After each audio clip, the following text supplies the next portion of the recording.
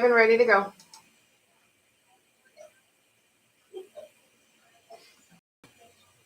Okay, let's call the meeting to order and let the minutes show that all board members are present. We've all seen the minutes and they've been checked electronically, so let's go on with our business. OSU Extension 4-H update. Good morning, all. Can you hear me okay while I'm driving? Yes. Okay. Wow, what a month it's been. I feel like I'm bobbing in the ocean and I need somebody to throw me a lifeline. When we a month ago, our county was when we met, our county was in the lower level. Things were trending the direction that I felt very good in. Since then, we've regressed back to moderate, and now tomorrow we're going back to high. And of course, that risk level has so many implications, not just with our county fair and what is possible there, but with completely different criteria with the matrix that the university has in place for what we can and can't do. So at least for the next 2 weeks, while we're in high, we are just in crazy limbo.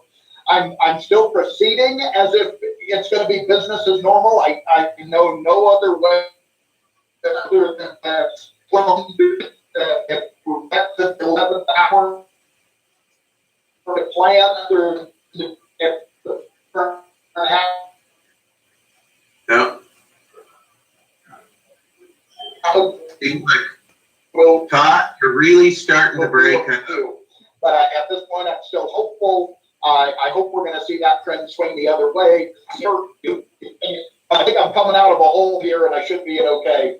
I was just mentioning that I do see one encouraging sign anyway, and that is California's governor professing that they will be open, and please note the asterisk next to the word open, by June 15th. And I think that's a positive sign politically anyway that that governors and hopefully ours included are starting to recognize the need to get back to business as usual and let economies start opening up. So if there's any positive spin to put on it, I thought that was pretty good news. A couple of orders of business where I think vendors still look pretty good. My one concern is that at this point we're very, very lean on food vendors. And I suspect that's because a lot of our food vendors took a pretty big hit over this last year and are just no longer in business. Combined with the very, very stringent and appropriate regulations from local health authorities, I think it's made it doubly tough on food vendors to participate. And I don't think there's anything we can do about that other than just reach out and find more food vendors that have the health resources in place to be able to meet the guidelines and are willing to come. So we're actively working on that. As I mentioned, I think regular vendors are still in pretty good shape and looking like we're going to have a fair. The rodeo is putting numbers together for us, and that's going to be a fun part. Couple of things have come up that one fair related and one just general use related. I think the fair related item is that as you guys all know, the insurance that we required for any risky activity follows our Oregon tort claim liability limit, and that tort limit changes every single year. This year it's up to roughly $2.3 million. And we seem to be a little bit of an outlier requiring insurance to $2.3 million for our vendors. Many counties seem to still be at just a $1 million umbrella being sufficient. Some have required a $2 million umbrella, but I haven't found anybody yet that requires the $2.3 million. And the reason that that's difficult for suppliers or vendors is that generally that insurance comes in $1 million bundles. So if they were insured to $1 million and we're requiring $2 million, or we're requiring 2.3 million. They actually need to buy $3 million of insurance to get that $2.3 million coverage. And it's a burden, in particular, our monster truck, that is willing to come, for a very reasonable $700 fee, and do free, monster truck rides for children on Friday, just simply can't meet that $3 million burden to be able to show us $2.3 million of insurance. So I don't know where the Fair Board is comfortable. Wayne, maybe where you're comfortable with that. I certainly want to get as many quality vendors as we can, but to ensure clear to that tort claim liability limit seems to be not necessarily what other counties are requiring, and because we seem to be the only one, or one of the only ones, many of the vendors that we're trying to attract just aren't insured to that level, and it's expensive for them. Any suggestions there would be very helpful. This is Wayne, and I appreciate that, Todd. We're having the same problem. And this is something that was initiated by the legislature a few years back that basically, because of a lot of litigation around the tort claims cap and efforts to actually lift it, to like give us basically unlimited liability, the kind of compromise that was made by the legislature was to annually raise the tort cap limit. Or every 2 years we raise it. That becomes quite an issue for us in terms of what we require for our contractors. Standard county contract actually says you insure it to the tort claims limit. So that we do that, and for a lot of the entities that we contract with, they carry more insurance than we require. But that does create a little bit of a problem. I would not have a whole lot of heartburn if we kept it at $2 million. It potentially has some exposure for us and for the our own insurance, which we carry more than the tort claims limit for activities at the fair. The Fair Board and the county actually have a higher limit of insurance. But I think I would not recommend that you go below that $2 million. We need to keep it in increments that are close to the tort claims cap. But I would not have a great deal of heartburn if we went at that $2 million level. Wayne, this is I Jim. appreciate Wayne, and go ahead, Jim. What is kind of the sequence of responsibility or claim? Somebody files a tort claim against the fair because something happened at the fair, whatever it is. And then, it's a vendor who's got their insurance like we're discussing. But let's say it goes beyond that. Then where does it go? Does the Fair Board itself, if you really, or the Commons have some umbrella coverage, or does it go straight to the county's umbrella coverage? Yes. What's the sequence of events here? How's that work? Well, actually, no, it goes this way. In sequencing, and of course, this is all subject to, litigation can change up everything. But right now, it'd be vendors' insurance would come first. The fair has its own separate insurance policy. We buy an insurance policy for the fair and its activities. Second, and that covers the grounds. And then third, because this is a county facility, the grounds it would fall to the county, which has its separate policy. So there's 3 layers of coverage in here in terms of how much insurance is the fair carrying? I think the fair, and don't quote me on this right now, but I want to say 10 million. So we actually may have more than that in excess. We carry what we buy a primary policy at the tort claims limit, and that's adjusted every year. When we get our new policy, automatically adjusts. We obviously pay the premium for that to the tort claims. So we have coverage for the tort claims, and then we buy excess insurance, and I want to say it's 10 million, maybe higher. Well, I guess my question is that, obviously, you can't protect against a claim that's truly extraordinary, $100 million or something like that. Mm-hmm. Obviously there's some upper limit. But if the fair / county is backing the fair with some liability coverage in the manner that you described, is there really some reason not to go or let the vendors go to $1 million? I know that means that, you know, once they get past $1 million, I mean, if somebody's got a big enough claim that they get $1 million or more settlement and it winds up, you know, going to the fair or to the county's insurance, I guess I'm having a hard time convincing myself that, you know, either claim's going to be relatively small and it's going to be well under the $1 million, or in this day and age, it's so big that the difference between $1 and $2 million is going to be meaningless. If you're kind of following my train of thought here. I am. So I don't know why we don't necessarily Well, Jim, I would do the $1 million and be done with it. If you did a risk analysis and said, all right, for an event like someone who has a booth inside of the exhibition hall doesn't need $2 million worth of coverage. But maybe, you know, something like a monster truck, you know, you could see a claim where if all of a sudden it went crazy and went into a crowd that was watching the rodeo and you know, killed 10 people.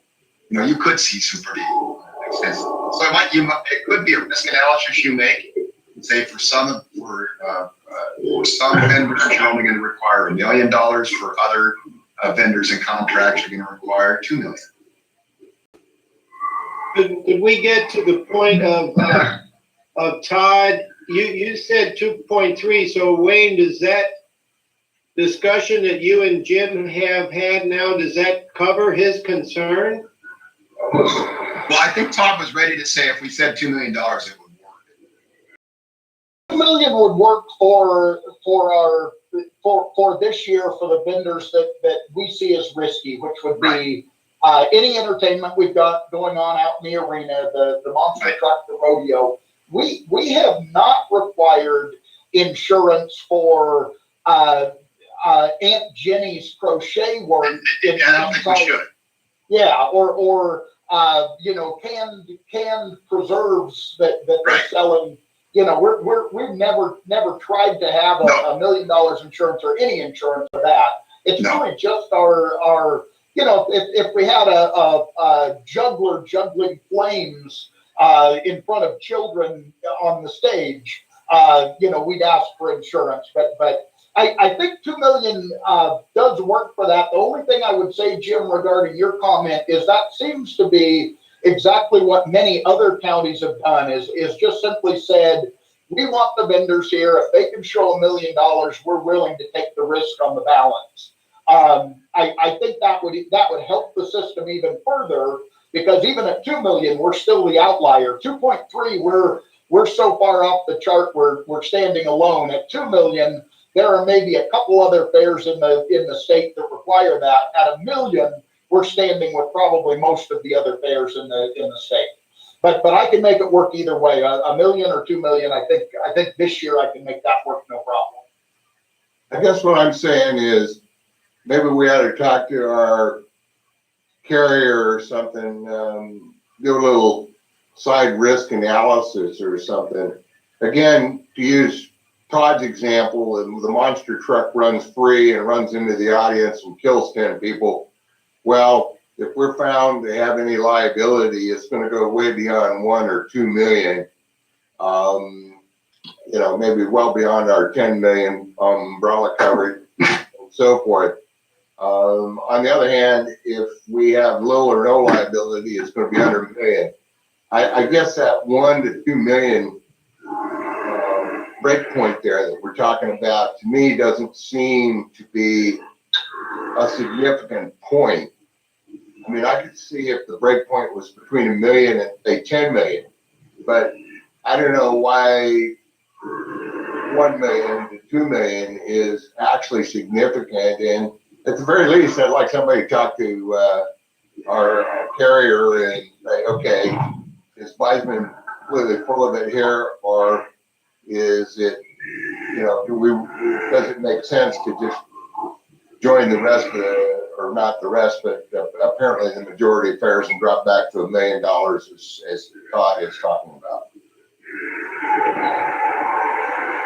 Well, I guess, Wayne, do we have does the board have to make any decision here, or are we just talking?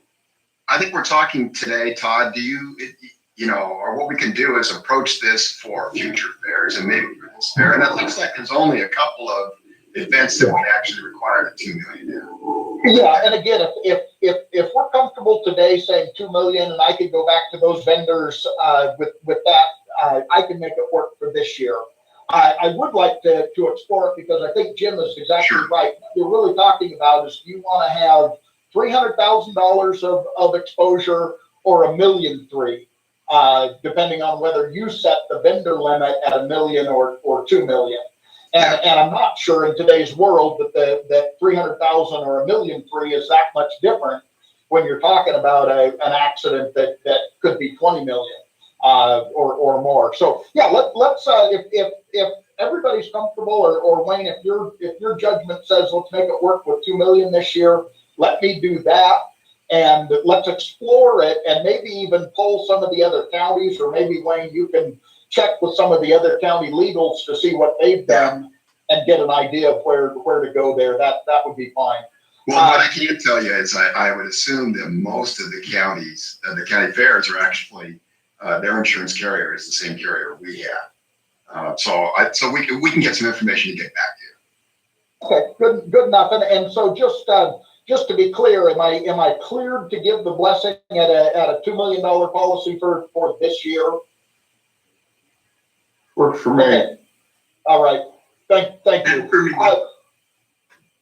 Thank you all. Okay, one last order of business. My equestrian riding pass people, they're still using the fairgrounds on a limited basis. They have noted that the portable restroom that we have over by Focus since COVID has not really been cleaned with any regularity.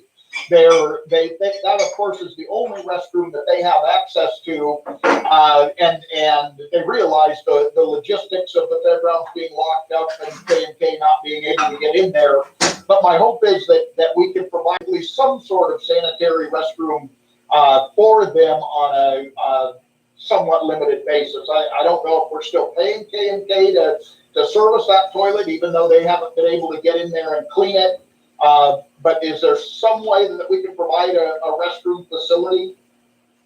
I'll call Rick about it, but he lost everything in the fire, so I know he's been having kind of a difficult time getting everything going again, but I'll give him a call and ask him.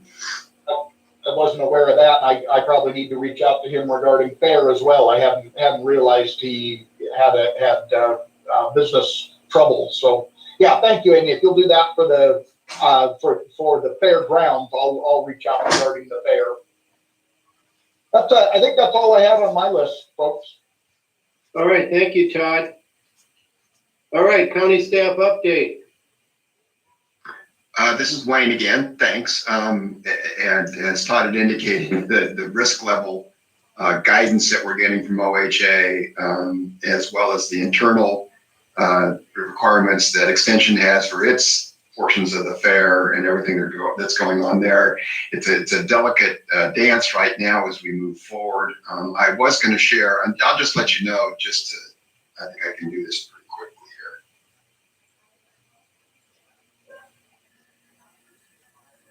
here. We do have available this risk guidance chart, which does, describe some of the activities we engage in, including indoor entertainment establishments. And just if you can follow where the cursor is, and this is low, medium, high, you can see it really, it has a big difference between what we can do in some of the indoor kinds of things. So for instance, if we were still in high risk, we could have a maximum 25% occupancy or 50 people, whichever is smaller.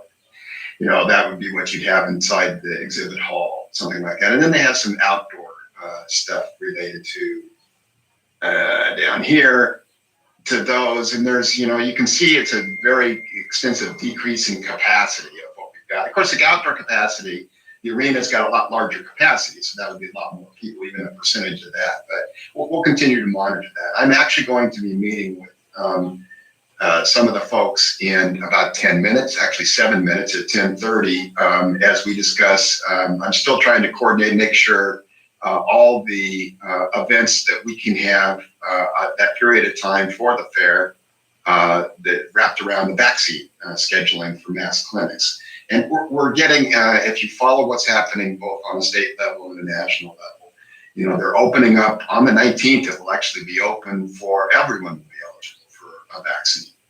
And so we anticipate that as they start scheduling more of the mass clinics, by the time we get around to fair, we may be done with the mass clinics as a mechanism for providing the vaccines, and may be moving over to something different than that. But they know and aware that we're looking at if guidance allows us, if things turn around and if we can't do it, that we're looking at utilizing the grounds come fair time there. So we're still continuing to coordinate all those particular activities. So anyway, we'll keep you posted on that as we go forward. As Todd said, it's a pretty tricky kind of path to chart here. The other thing I wanted to let you know is that we are presenting the budget as I presented last time to you, to the budget committee as the budget. So things are looking good financially for the fair and for the commons at this point, and we'll keep you posted as that goes through the whole budget process here. I'm still seeking, and that's why I had a conversation actually with Todd a little bit before the meeting.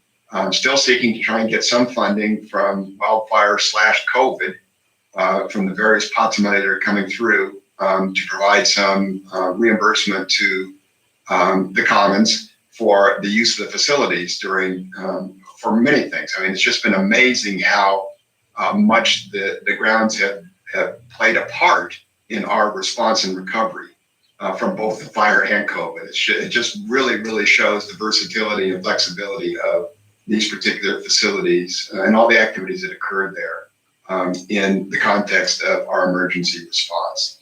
And so stay tuned for that. That can only be positive things for the funding that we have for the activities. And with that, I'm going to stop at that point and turn it over to Amy, Jack, Roy, other staff if they have anything else to add. Can I interject for half a second? Wayne, would you email me that sector risk chart that you just had up to my home email, please? I will, although I will tell you, all this information is available on the county website or at OHA, but I'll email it to you, yes. Oh, is that one you just showed me is the most current one and it is up on the county site? Yes and yes, but I'll email it because you have to do there's a lot of information out there. I know it's an information overload in some ways. You got my home email. Just send it to me, please. I've got some other things going on and I'd like to see it. Absolutely. Okay, is anything else from the county? I don't have anything. The only thing I can, as we get closer to fair, depending on how our COVID relief situation is, I would say 80% of the equipment that resided at the fair has been spread throughout the county. I know where it all is, but I will have to bring it all back, tables, chairs, that sort of thing, get everything back from all the other locations where we've loaned equipment or supported secondary. And Okay, anybody else? Yeah, can I rehash with Todd for just a brief second?